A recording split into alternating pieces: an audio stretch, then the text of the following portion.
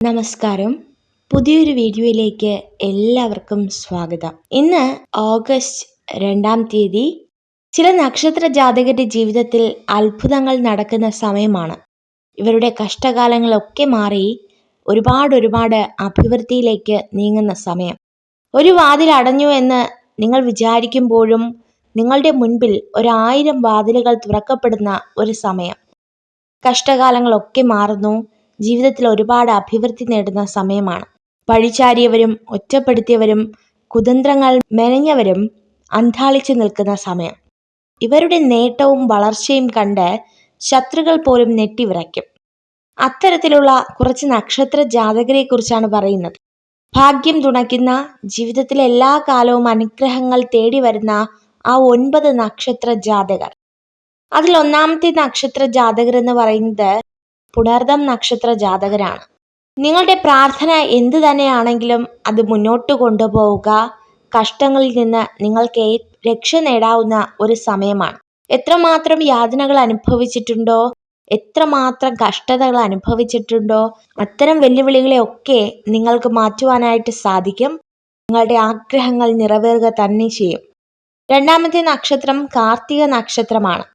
കാർത്തിക നക്ഷത്ര ജാതകരുടെ ഭാഗ്യ നമ്പർ എന്ന് പറയുന്നത് 7 അതുകൊണ്ട് തന്നെ നിങ്ങളുടെ സന്തോഷമായാലും സങ്കടമായാലും സുബ്രഹ്മണ്യ സ്വാമി ക്ഷേത്രത്തിൽ ഒരു ദർശനം നടത്തുക, പാലഭിഷേകം നടത്തുക. നിങ്ങളുടെ ജീവിതത്തിൽ ഇന്ന് വരെ അനുഭവിച്ചു പോന്ന എല്ലാ ദുരിതങ്ങളും മാറി വൻ നേട്ടത്തിലേക്ക് നിങ്ങളുടെ ജീവിതം എത്തുവാനായിട്ട് പോവുകയാണ്. 3, 4, 5 നക്ഷത്ര ജാതകർ എന്ന് പറയുന്നത് രോഹിണി, അതുപോലെ തന്നെ തിരുവാതിര, പൂരുരുട്ടാതി എന്നീ നക്ഷത്രങ്ങളാണ്.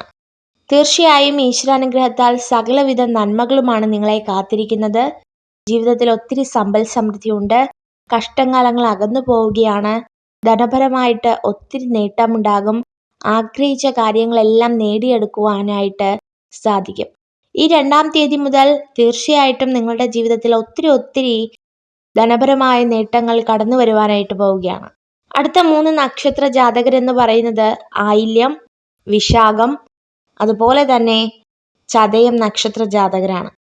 ജീവിതത്തിൽ വളരെയധികം സാമ്പത്തിക അഭിവൃദ്ധി നേടുകയും അതുപോലെ തന്നെ ദുഃഖ ദുരിതങ്ങളിൽ നിന്നൊക്കെ എത്രയും വേഗം ഒരു ഉയർച്ച നേടുവാനായിട്ട് സാധിക്കുകയും ചെയ്യും.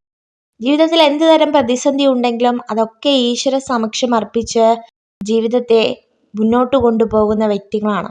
കടഭാരങ്ങളും ദുഃഖങ്ങളും ദുരിതങ്ങളും ഒക്കെ നിങ്ങളിൽ നിന്ന് മാറും. നിങ്ങൾ ആഗ്രഹിക്കുന്ന കാര്യങ്ങളെല്ലാം നേടിയെടുക്കുവാനായിട്ട് സാധിക്കും. 9-ാമത്തേതും ഏറ്റവും അവസാനത്തേതുമായ നക്ഷത്രം രേവതിയാണ്. തീർച്ചയായിട്ടും രേവതി നക്ഷത്രക്കാരന് ജീവിതത്തിൽ അനുഭവിക്കാൻ ഒന്നും ഉണ്ടാകില്ല. അത്ര തരത്തിൽ അവരുടെ ജീവിതത്തിൽ അവർ കഷ്ടതയിലൂടെ കടന്നു പോയിട്ടുണ്ടാകാം. എന്നാൽ അവർക്കൊരു ആശ്വാസമാണ് ഈ 9 നക്ഷത്ര ജാതകരിൽ അവരും ഉൾപ്പെട്ടത്. ജീവിതത്തിൽ ഒത്തിരി നന്മകൾ അവരുടെ ജീവിതത്തിലേക്ക് കടന്നു വരുവാനായിട്ട് പോവുകയാണ്. അപ്പോൾ ഇതൊക്കെയാകുന്നു ആ 9 നക്ഷത്ര ജാതകർ. ഈ നക്ഷത്ര ജാതകരെയും മറ്റു നക്ഷത്ര ജാതകരെയും ഈശ്വരൻ അതിസമൃദ്ധമായി അനുഗ്രഹിക്കട്ടെ. നിങ്ങൾക്ക് ഈ ഒരു വീഡിയോ ഉപകാരപ്രദമായെങ്കിൽ ചാനൽ സബ്സ്ക്രൈബ് ചെയ്യുവാനായി അഭ്യർത്ഥിക്കുന്നു. നന്ദി.